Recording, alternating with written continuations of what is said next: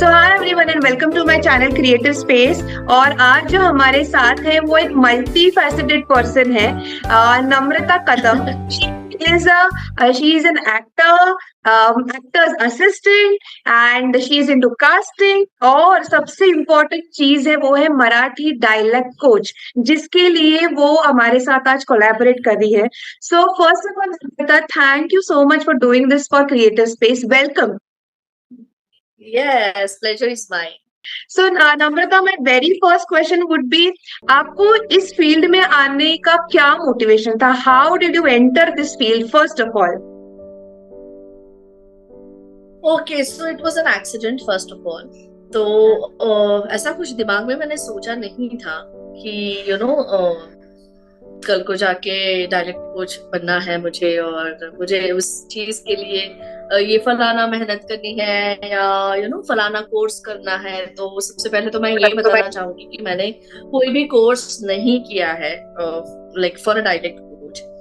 So I was fortunate enough कि मैं मेरा जो पूरा स्कूल है, मेरी जो पूरी शिक्षा है वो पूरी मराठी मीडियम से हुई थी। तो मी मराठी मुलगी आहे खरं तर।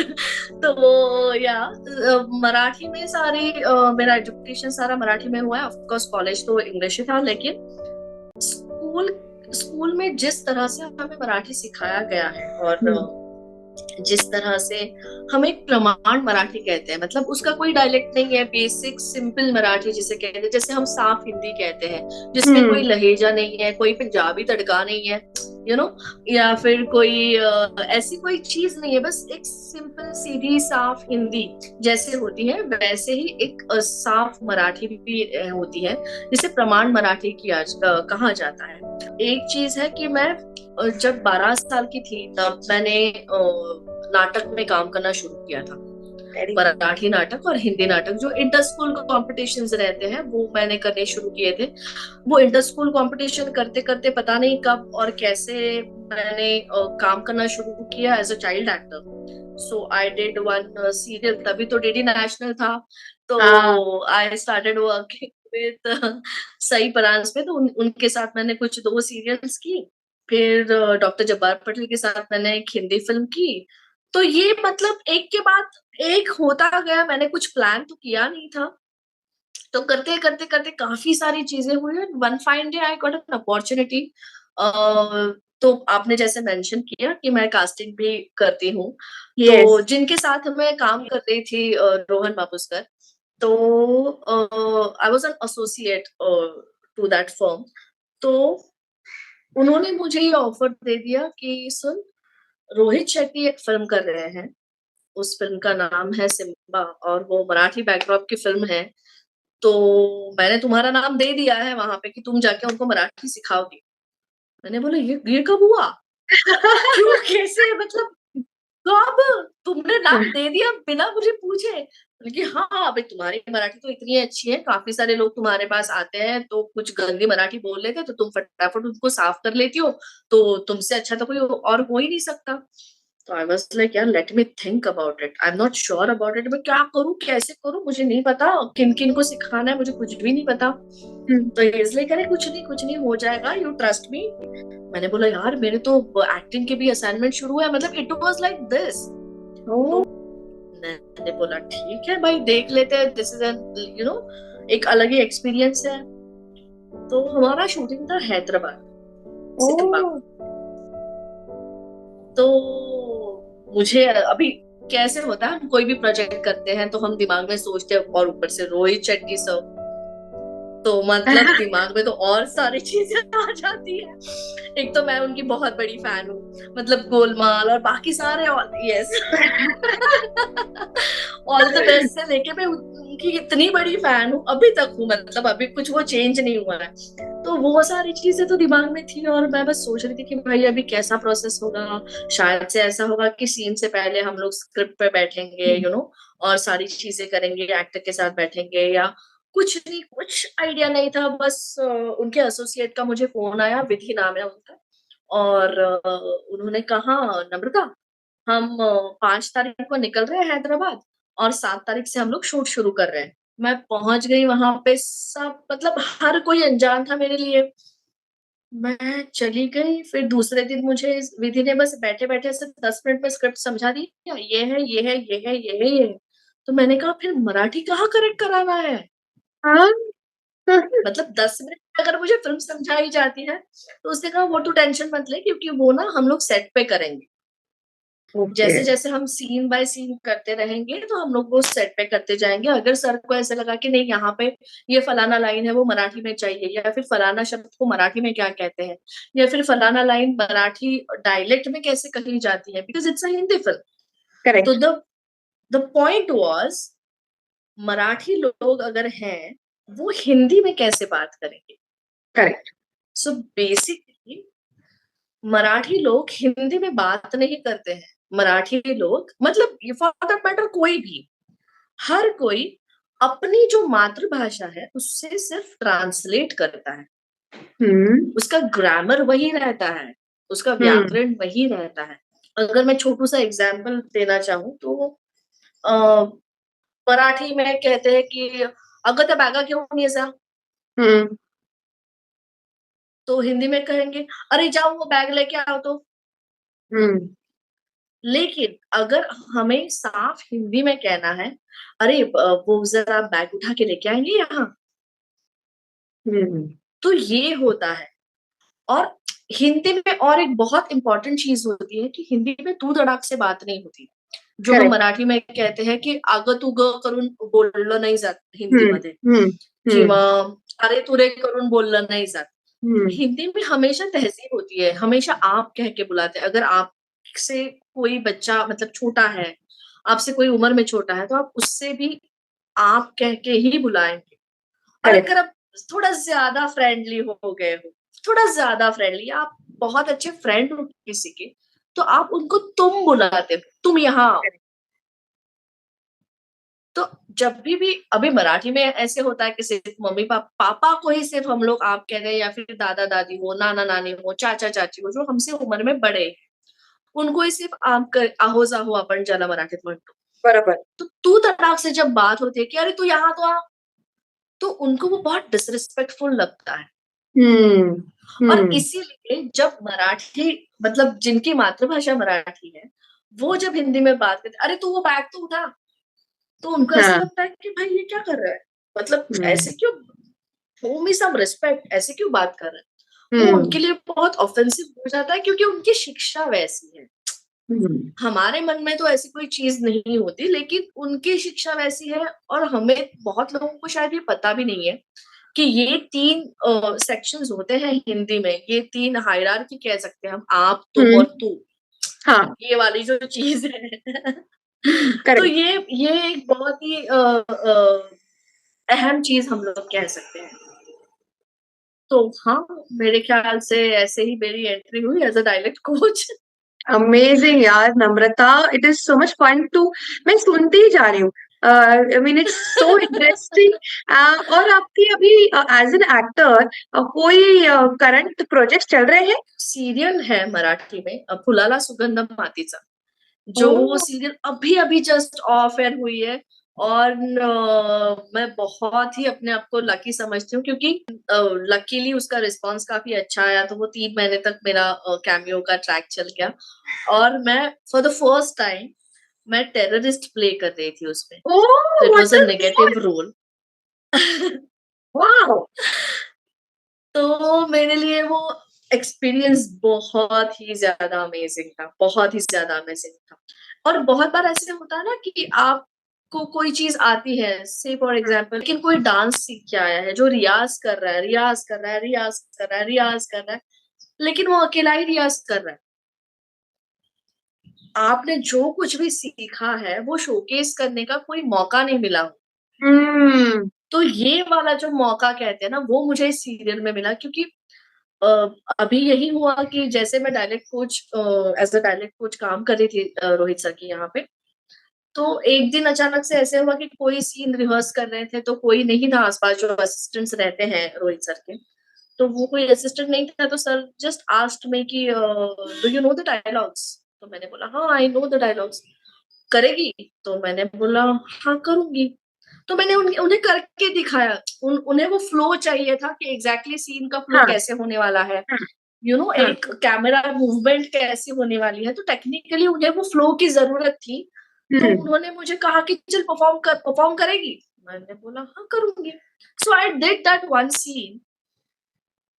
तो फिर उनको लगा भाई ओके, आई मीन मैं अभी ये सोच रही हूँ कि उनको कुछ तो लगा होगा। द नेक्स्ट प्रोजेक्ट ही asked me to do a job like as an actor's assistant. तो ये जो अभी मैं अमेजिंग। उनके साथ जो काम कर रही हूँ, तो वो एक अलग से एक्सपीरियंस रहा है मेरा। लेकिन वही वही चीज तो होती है ना, इतनी इंटरकनेक्टेड चीजें हैं। मतलब मेरे लिए उस सेट पे मेरे लिए ये था कि तू मराठी है, ओ लगता तो है नहीं। जब भी मैं उनसे बात कर, क्योंकि वो सेट पे तो ऐसे ही होता था कि इधर इंग्लिश में बात करो या हिंदी में बात करो। स्क्रिप्ट तो करेक्ट हमेशा हमारे पास हिंदी रहती थी, तो अगर एक्टर्स करेक्ट को समझाना है तो वो हिंदी में ही समझाना है, ताकि वो और मतलब वो लैंग्वेज में आ जाए। हाँ क्योंकि हाँ जनरली एक्टर्स, जो हिंदी एक्टर्स होते हैं, स्पेसिफिकली मैं कहूंगी कि जो हिंदी एक्टर्स होते हैं वो ज्यादातर हिंदी में बात करते हैं या फिर इंग्लिश में बात करते हैं। करेक्ट करेक्ट तो वो जो अर्बन टच है वो निकालने के लिए उनके साथ हिंदी में बात करना is very important. Got it understood very nice what an experience Namrata और कहाँ से क्या I mean you are excelling in every field I feel amazing क्योंकि बचपन से मराठी में ही काम किया है, बचपन से मराठी नाटक और ये सारी चीजें की है, तो मेरे लिए ये लैंग्वेज बहुत ही ऑब्जर्वेशन वाला एरिया था। क्योंकि करेक्ट जब भी हम कोई भी प्रोजेक्ट करते हैं तो हमेशा हर एक की चाहत होती है कि यार मराठी में तो काम कर लिया, अब हिंदी में काम करना हम्म है ना। तो क्योंकि एक्सपोजर ज्यादा है और बाकी सारी चीजें ज्यादा है।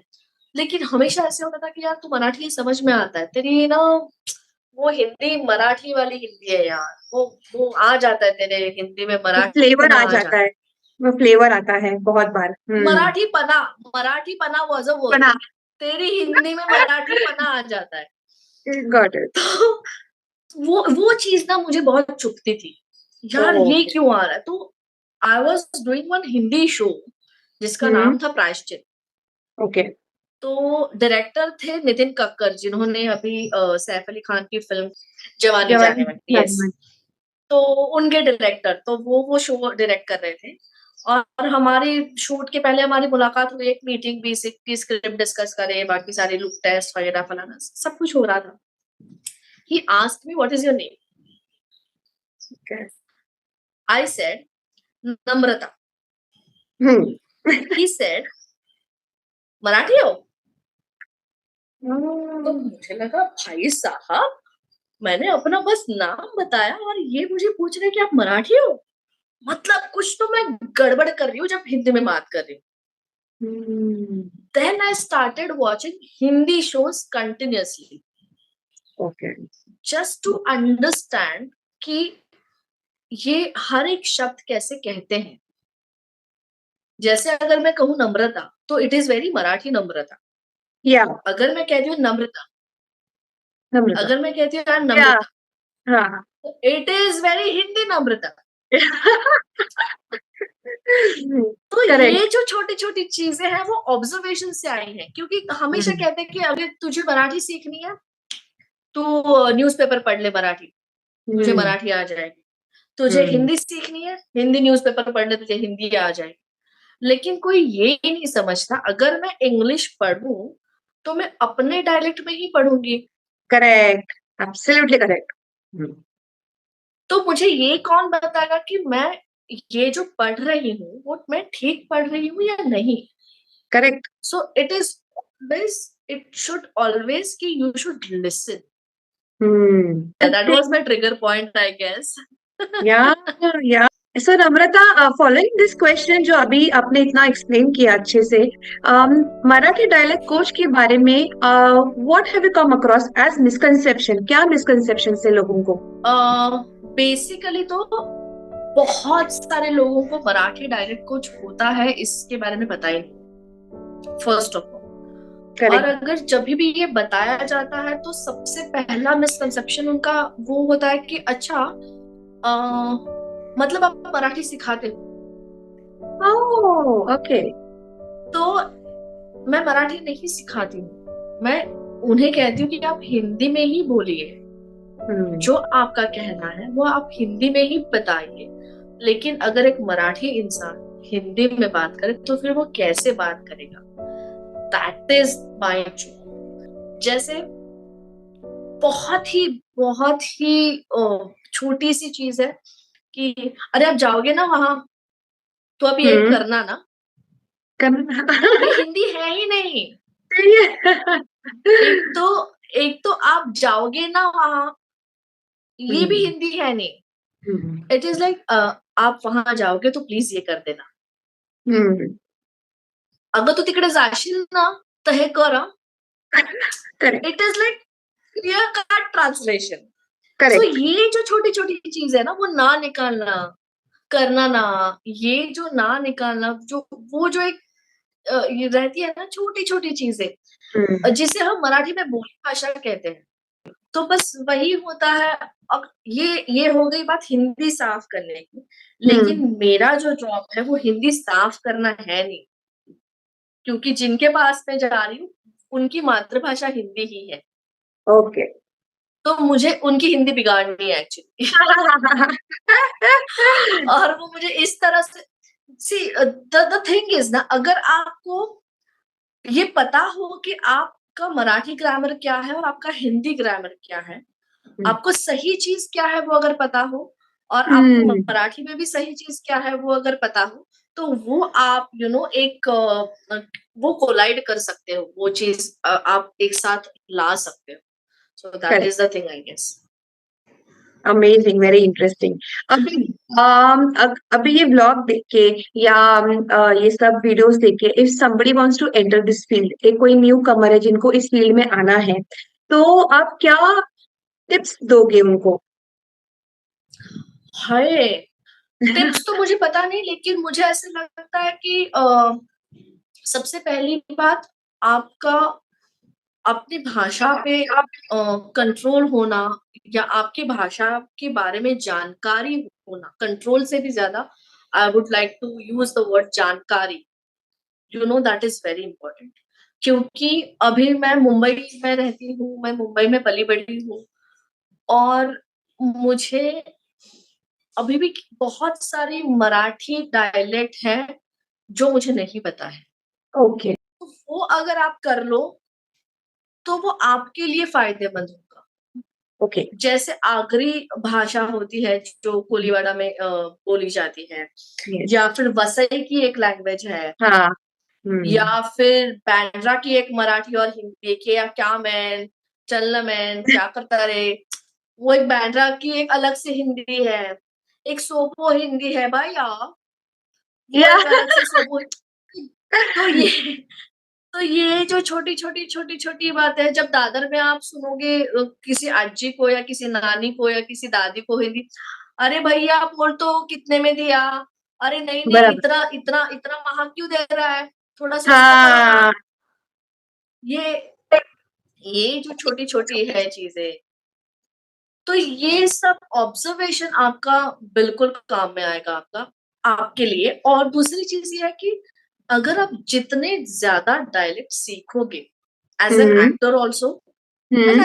As a dialect coach also, क्योंकि अगर जितने हम्म। ज्यादा डायलेक्ट्स आपको आएंगे उतना आपके लिए फायदेमंद होगा। आपको आपको पता होना हम्म। चाहिए कौन से शहर में कौन सी लैंग्वेज किस तरह से बोली जाती है।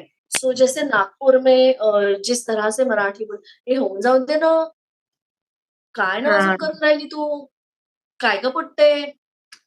तो ये, अच्छा, ये और एक इंटरेस्टिंग बात ये है कि सिर्फ टोनालिटी आपको नहीं पकड़नी है, उनके जो शब्द होते हैं जो काफी स्पेशल होते हैं, जैसे पोट्टे हैं नागपुर में, हाँ। या फिर पिचेड़ू मतलब लड़का और झील मतलब लड़की, ये ओ। मालवण का है। तो ये जो उस गांव के कुछ शब्द होते हैं, जैसे मेरा गांव जो है वहां पे, अगर आपको ऐसे पूछना है कि आपने खाना खाया, हम्म। तो हमारे गांव में पूछा जाता है जेवलियू काय। ओके। तो ये नुआंसेस है जो आपको पकड़ में आना चाहिए, करेक्ट। जो आपको समझने चाहिए। तो ये ऑब्जर्वेशन से ही होता है मेरे ख्याल से। इसका कोई टेक्स्ट बुक है नहीं, इसका कोई अलग से कोर्स है नहीं, ओके। और इसका कोई अलग से सर्टिफिकेट है नहीं जिसका सर्टिफिकेट आप दिखा के आप you can apply for the job. And again मेरे ख्याल से ये जॉब के लिए अप्लाई, भी जैसे जॉब की बात चली है, तो ये जो जॉब है वो शायद हर किसी फिल्म के लिए जरूरी नहीं होता है। Got it. अगर कोई, जैसे अभी काफी सारे वेब सीरीज जैसे जो एमपी बेस्ड है, या फिर यूपी हम्म। बेस्ड है, या फिर हम्म। बिहारी बेस्ड है, या हम्म। फिर कश्मीरी बेस्ड है, अगर ऐसी स्पेशल रिक्वायरमेंट है तभी आपकी रिक्वायरमेंट वहां होती है got it. Basically. Got it. But यहाँ पे भी production people will always go for the local guy for this हाँ। लैंग्वेज। हाँ। क्योंकि यहाँ पे बैठ के अगर मैं कश्मीरी सीख भी लूं, लेकिन मैं वहां रह नहीं रही हूँ। हाँ। तो ये जो छोटी छोटी बातें हैं जो जो बचपन से हम लोग देखते आ रहे हैं, गॉट इट। यू नो, जो बचपन से हम सुनते आ रहे हैं हम्म। हमारी दादियों से, हमारी नानियों से, जसं वरण भात तूप लोणचं, हे आपल्याला लहानपणापासून माहिती आहे, बरोबर. त्याच्यासाठी आपल्याला काहीतरी आठवावं नाही लागत। हो. सो वो लोकल लोगों से जो आता है, जो मिलता है, वो हम्म। बहुत प्रेशियस होता है। तो बस यस. आपके ऑब्जर्वेशन स्किल्स ऑन रखिए, बाकी तो आपके हाथ में है सब कुछ, आई गेस। या very true, very true. So Namrata, following this question मेरा ऐसे होगा कि if you can share 3 examples, तो कुछ एग्जाम्पल्स जहाँ पे कॉमनली लोग मिस्टेक करते ही है, जहाँ पे आपको करेक्ट करने की जरूरत पड़ती ही है as a Marathi dialect coach, वो कौन से एग्जाम्पल्स होंगे? सबसे पहले तो ये होता है कि हिंदी में ड़ अक्षर नहीं है, करेक्ट. जो मराठी में है ड़ है। कि अगर हम वो बोली भाषा में जो यूज करते हैं वो अगर शब्द ले ले तो शायद लग सकता है कि यार ये बंदा तो मराठी है। तो जैसे फलाना फलाना तुम कर लो, कळलं, करना. इससे थोड़ा वजन आता है। हाँ. तो वो कळलं, वो कभी भी कळलं नहीं कह सकते, वो कळलं कह सकते हैं। हाँ. तो हम्म. वो ड़ नहीं आता, वो ड ही आता है, कितनी भी कोशिश कर लो वो ड ही आता है। दूसरी कॉमन मिस्टेक ये होती है हमेशा, काय झालं, हाँ. काय झालं नहीं पूछते, वो काय झालं, ये एक कॉमन मिस्टेक होती है। और जनरली तीसरी कॉमन मिस्टेक ये है कि आईचा आईचा आशीर्वाद तो या फिर आईचा आशीर्वाद, ओ. जहां हाँ. पे च कहना है वहां पे वो च कहते हैं, जहां पे च कहना है वहां पे वो च कहते हैं। हम्म. तो ये भी तो ऐसी जब चीजें होती है तो मेरा हमेशा जब भी मैं डायलेक्ट कोचिंग करती हूँ या फिर जब भी मैं स्क्रिप्ट लेके बैठती हूँ एक्टरों के साथ, तो मेरा फर्स्ट डे होता है कि पेंसिल होती है हमारी, जैसे I think I can show that to you, and hmm. If you have pencil just take it. So जब भी मैं एक्टरों के साथ बैठती हूँ तो मैं सबसे पहले उन्हें कहती हूँ कि एक पेंसिल लेके आइए आप घर से, खुद की पेंसिल, प्रोडक्शन की पेंसिल नहीं चाहिए, खुद की पेंसिल लेके आइए। उसके लिए obviously for some obvious reasons, जब भी मराठी में बात करते हैं हम, मराठीमध्ये बोलताना आपलं तोंड थोडं जास्त उघडतं, ओके. हमारा मुंह जो है वो थोड़ा ज्यादा खुलता है जब भी हम मराठी में बात करते हैं, और जब हिंदी में बात करते हैं तो मुंह बहुत ही कम खुलता है हमारा, ओके. बहुत ही असं कम का खुलता है। झालं? हाँ. ओके. हम्म. ऐसे क्यों हुआ, असं का हम्म. झालं? हम्म. तो सबसे पहला मेरा एक्सरसाइज होता है कि ये पेंसिल होती है या फिर पेन होता है, वो हम्म. अपने मुंह में पकड़ लीजिए ऐसे। उसके बाद अपना लाइन रीड कीजिए। तो से फॉर एग्जाम्पल, आप कहाँ जा रहे हो? आप कहाँ जा रहे हो? हाँ, रिमूव द पेंसिल एंड से द सेम लाइन। आप कहाँ जा रहे हो? और खुलता है मुंह। खुल जाता है और जो हाँ, वर्ड्स है आपके वो बहुत ही क्लियर आ जाते हैं। yes, it's yeah, I actually noticed it. You can feel that. Yeah, I yeah, think yeah. हमारे जो व्यूअर्स हैं वो भी ये डेफिनेटली एक्सरसाइज करके करो, देखेंगे जब करो. भी ये देख लेंगे। Yes, yes, yes. तो या ये जो एक्सरसाइज है वो बहुत ही इम्पोर्टेंट एक्सरसाइज है, क्योंकि हिंदी में और एक चीज होती है कि र जो होता है, र लेटर जो होता है वो बहुत ही इजीली यूज किया जाता है। आप कहाँ जा रहे हो? तो आप जा रहे. हार्डली यू कैन हियर र। लेकिन वहीं अगर आप मराठी में बात करो, जैसे देखो हिंदी लोग, अच्छा आप मराठी हो, यू कैन हार्डली हियर र। लेकिन अगर वहीं कोई मराठी आदमी पूछे मराठी का, हाँ. तो र, थ, ये जो अक्षर है वो काफी उनपे जोर आता है और वो काफी साफ सुनाई देते हैं। तो इस एक्सरसाइज से जो र है वो काफी अच्छे से सुनाई देता है। मतलब आप कहाँ जा रहे हो, ये होता है, हाँ, हाँ. अपने आप वो मराठीफाई हो जाता है। तो अभी जो मैं धमा प्रोडक्शन की फिल्म कर रही थी, गोविंदा नाम मेरा, तो उसमें मेरा ये एक्सरसाइज था। तो एक दिन ऐसे ही हुआ कि शशांक खेतान हमारे डायरेक्टर आ गए, अच्छा नम्रता, आज तुम पेंसिल वाला एक्सरसाइज नहीं करवा रही हो? अरे ये तो नम्रता का स्पेशल और बहुत ही फेवरेट एक्सरसाइज है। तो वो तो हमेशा मेरी टांग खींचते थे। तभी यहाँ पे मैं एक बात शेयर करना चाहूंगी, शायद वो अपने व्यूअर्स के लिए कुछ अलग लेवल तक लेके जाए, शायद मैं ये होप करती हूँ। बचपन में मैं हकलाती थी, यू नो। मेरा बहुत ही प्रॉब्लम था स्टैमरिंग का, और कोई भी शब्द मैं स्पष्ट नहीं बोल पाती थी, और कोई ओके. भी उच्चारण मेरे साफ नहीं थे। मैं बहुत अटक जाती थी, मेरा जो कुछ भी कहा है वो सामने समझता नहीं था किसी को भी। तो that when this exercise like help me like anything. तो जब बचपन में हमें जो संस्कृत में श्लोक सिखाए गए थे, वो सारे श्लोक मैं ये पेंसिल दांत में रख के, दांतों के बीच रख के मैं वो श्लोक कहती थी। उसके बाद मेरी भाषा साफ हो गई। और हाँ, Wow, so Namrata. it's really useful. And from there to being a coach, amazing! What an inspiration! मुझे too good, amazing, great job. Thank you so Yeah. much. तो मुझे लगता है कि आपने अभी सारे क्वेश्चंस क्लियर कर दिए about being a Marathi dialogue coach. काफी सारे एग्जांपल्स दिए हैं लोगों को सीखने के लिए भी, जो एक कॉमन मैन है उनके लिए भी आपने काफी एग्जांपल्स दिए हैं. अब मैं आपको वैसे भी छोड़ने नहीं वाली हूँ, इस पे I am not going to end. अभी you are working with the Rohit Shetty. तो एक एक fun incident, if you would like to share something, क्या कैन यू शेयर प्लीज कि क्या होता है सेट पे, क्या कुछ फन होता है?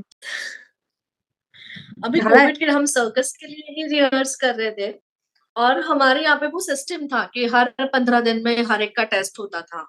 ओके. हर 15 दिन में हर एक का एंटीबॉडी पे टेस्ट होता था। तो वैसे भी मुझे बहुत डर लगता है सुई से। तो एंटीबॉडी टेस्ट मतलब खून निकालते हैं वो आके जल्लाद। तो वो आ गए, और मैं बैठी थी और मैंने तो अपनी आंखें ऐसे बंद कर ली थी। मुझे तो कुछ देखना ही नहीं था कि यार भाई कर लो जो करना है आपको, फटाफट ब्लड ले लो और चले जाओ आप यहाँ से। मेरा तो बस उतना ही था। तो हमारे जो राइटर हैं वो पता नहीं कहाँ से आ गए, उनको पता नहीं, क्योंकि ये खबर तो ऐसे फैल गई कि अरे देखो देखो नम्रता डर रही है, देखो देखो वो कैसे कर रही है, देखो सब लोग मजे ले रहे थे, हर ओके. कोई मजे ले रहा था। और रोहित सर थे, उनके वैनिटी में थे शायद, वो कोई मीटिंग में थे रोहित सर, और ओके. हमारा ब्लड चेकअप और ये सारी चीजें हो रही थी। तो हमारे राइटर आए और उन्होंने एक पेन लिया और बस मुझे पेन चुभाया, और मुझे लगा कि सुई चुभाई है। ओके. मेरी आंखें तो बंद थी। तो मैं इतनी तेज चिल्लाई मैं कि रोहित सर मीटिंग में से उठ के मतलब वो अपने असिस्टेंट को पूछने लगे कि भाई कौन, क्या हुआ, कौन चिल्ला रहा है। मतलब उनका ध्यान देखो, जो जो इंसान अपनी वैनिटी में बैठा है, मीटिंग में है, लेकिन सेट पे कोई तो चिल्ला है, मतलब किसी को तो कुछ तो प्रॉब्लम है। तो उन्होंने इमीडिएटली अरे कौन चिल्लाया, तो फिर किसी ने बताया कि अरे नहीं वो डर रही है, तो अच्छा वो ठीक है कोई नहीं, चलो चलो let's get back to meeting. Cut okay. To हम लोग सेट पे चले गए हम्म। और रोहित सर कहते हैं क्यों चिल्ला रही थे रे? तो मैंने बोला अरे सर वो नहीं, ब्लड लेने आए थे, मुझे सुई से बहुत डर लगता है और उन्होंने ना बहुत तेज मुझे चुभाया। तो सर कहते बहुत जोर से चुभाया ना, एक्चुअली मुझे भी बहुत जोर से चुभाया, मुझे भी बहुत दर्द हुआ। तो मेरे लिए ऐसे हुआ कि रोहित सर मेरे साथ ऐसे सब कुछ बातें कर रहे हैं। That like a fan moment. लेकिन he is very relatable person and he's very down to earth और like full of knowledge। लेकिन इससे बहुत सारी चीजें होती है, मतलब मैं I know I know I know I know. कितनी सारी चीजें बताऊं, कितने कितने सारे प्रैंक्स होते रहते हैं सेट पे कि आपको तो मतलब वो तो बीटीएस में देखने तो मिलता है, यूट्यूब पे तो यस कितने ही सारे प्रैंक्स हैं ही हाँ उनके। यस। सेट पे तो हम बहुत ही ज्यादा धमाल करते हैं, मस्ती करते हैं, उतना ही ज्यादा काम करते हैं। और हर कोई, हर डिपार्टमेंट इज सो सिंसियर।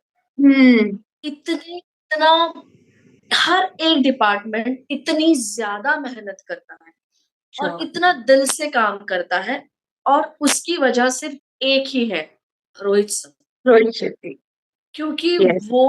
खुद वो खुद सेट पे जब भी आते हैं और पैकअप होने तक वो हार्डली बैठते हैं चेयर पे। उनको जब भी हम काम करते हुए देखते हैं तो एक अलग सा इंस्पिरेशन मिल जाता है। उनका हर एक के पास ध्यान होता है, हर एक डिपार्टमेंट में उनका ध्यान होता है, कौन क्या कर रहा है, कैसे कर रहा है, कहीं कुछ प्रॉब्लम तो नहीं है, कोई किसी पर्सनल प्रॉब्लम से तो नहीं जूझ रहा है, ये भी उनका ध्यान रहता है। And he is so much into work work work. तो ये जब अपना बॉस ऐसा हो ना, तो बाकी सब लोग काम करते हैं आई वहां नो। पे। कोई भी चीज ऐसे जहाँ पे ऑर्गेनाइजेशन नहीं है, ऐसी ही पड़ी है, ऐसे कुछ भी कोई भी कर रहा है, कुछ प्लानिंग नहीं है, ऐसे बिल्कुल भी नहीं होती। Trust me on this, Covid के टाइम में 2020 नवंबर में we started shooting for circus. Okay. और एक्चुअली हम we were waiting for Sooryavanshi release, क्योंकि ओके। 2020 आया, थिएटर्स बंद हो गए, तो वी कुडंट रिलीज इट।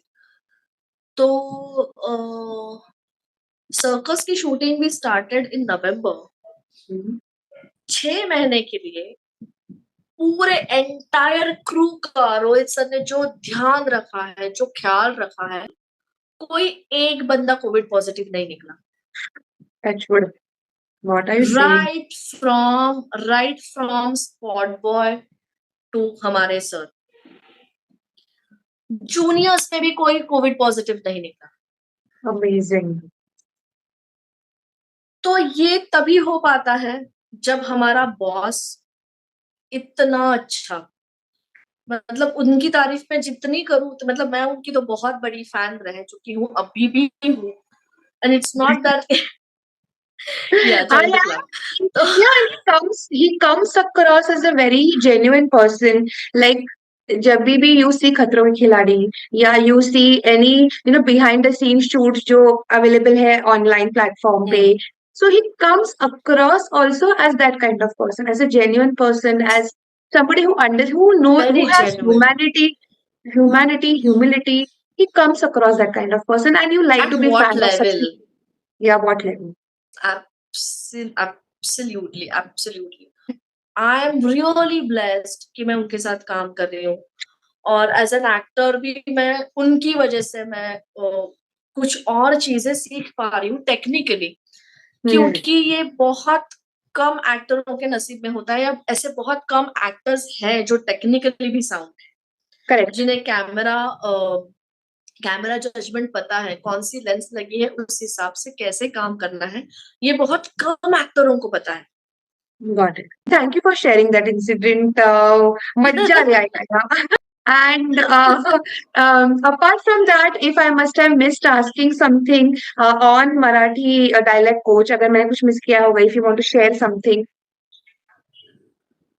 बस इतना ही है कि मतलब व्हाट आई बिलीव इज कि जो भी आप काम करो किसी भी फील्ड में, आई कैन से बस शिद्दत से करो, ऑनेस्टी से, बिकॉज ये भी काफी बार होता है कि being an actor I am not doing acting but I am like teaching someone else and something else, and I'm watching them performing. So sometimes it is really hard for me. But that time, that point in time, what is my job? Correct. My job is to correct the dialect.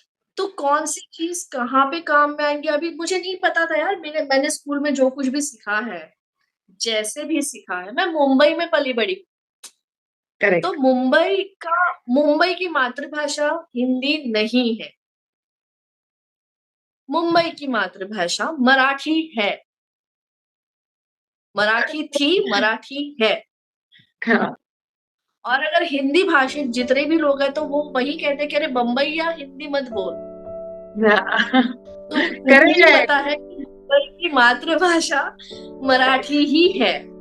Yes. मुझे नहीं पता था कि ये जो मेरा background है, जो जहां से मैंने अपना स्कूलिंग कंप्लीट किया है, वो मुझे इस तरह से काम आएगा. ये मैंने कभी नहीं सोचा था. लेकिन आज ये मुझे काम में आ रहा है. जितनी भी चीजें मैं कर रही हूँ, जैसे भी कर रही हूँ, बस शिद्दत से करो, ऑनेस्टली करो. और एक चीज मुझे सिर्फ शेयर करनी थी, क्योंकि as I told you, I was really fortunate enough to because I had work with Pandit Satyadev Dubey. तो जैसे हम उनके साथ काम कर रहे थे, तो वो हमेशा एक पैराग्राफ दे देते थे, हम सब एक्टरों को, बस यही पढ़ो, बाद में देख लेंगे क्या करना है. तो उस पैराग्राफ की पहली लाइन थी कि आज हिंदुस्तान का हर नौजवान एक्टर बनना चाहता है. आज की तारीख में मुंबई में इतने लोग एक्टर बनने के लिए आते हैं, जिसमें कोई गलत बात नहीं है. लेकिन मैं उन सबको ये बताना चाहती हूँ कि अगर आप एक्टर बनना चाहते हो तो इनके साथ साथ बाकी के भी बहुत सारे फील्ड्स है, वो भी आप एक्सप्लोर कीजिए. और एक अच्छा असिस्टेंट डायरेक्टर बनना ये बहुत बहुत बड़ा आर्ट है. तो वो भी मतलब इतने सारे फील्ड्स है. साउंड डिजाइनर है, आर्ट डायरेक्टर है, असिस्टेंट डायरेक्टर है, प्रोडक्शन डिजाइनर है. इतने सारे फील्ड्स है, इतने सारे, मतलब फॉली है, बैकग्राउंड है. मुझे भी अभी मतलब कुछ 7-8 साल पहले मुझे ये बात पता चली, जो मैं इतने सालों से काम कर रही हूँ एज एन एक्टर, क्योंकि बाकी सारे फील्ड को तो मैंने एक्सप्लोर ही नहीं किया था. सिर्फ साउंड में 3 चीजें हैं: साउंड, बैकग्राउंड, फॉली. ये मिक्स होने के बाद पूरे फिल्म का एक साउंड डिजाइन होता है. वाव यार. तो there are like n number of things that you can do. So आप बिल्कुल अपने सपने लेके मुंबई में आइए, लेकिन निराश मत होइए. वेरी नाइस, वेरी मोटिवेटिंग नम्रता. और आपने बहुत अच्छे से इस फील्ड के बारे में, अपने बारे में बहुत अच्छे से आपने हमारे लिए ये सारा अवेयरनेस क्रिएट किया है. So thank you so much, million zillion times thank you to you Namrata. Yes, and guys, subscribe to my channel. में ऐसे ही डिफरेंट टॉपिक्स आपके सामने लेके आ रही हूँ. अवेयरनेस क्रिएट करना है, ये मेरा मोटो है. और लोगों तक इंडस्ट्री एक्सपर्ट्स को भेजना है मुझे. आपको मदद मिले उनकी तरफ से, ये मेरा मोटो है. So and I would be sketching Namrata's beautiful face as a thank you gesture. अरे pleasure is all mine. Thanks to you, क्योंकि आपने मुझे इस चैनल पे इनवाइट किया और बहुत अच्छे सवाल पूछे. And I would really like to say thank you to all your viewers. और मैं भी आपकी तरफ से ये कहना चाहूंगी, प्लीज गाइस लाइक कीजिए, शेयर कीजिए, सब्सक्राइब कीजिए, कमेंट कीजिए बहुत सारे. और आपको कोई भी सवाल हो तो you can always ask any questions that you have on this particular video. So Neha can approach me and I can give you the answers. Thank you. Yes, surely. Why not? Guys, do comment. Yes. Thank you. Thank you so much. Thank you so much, Neha. Bye.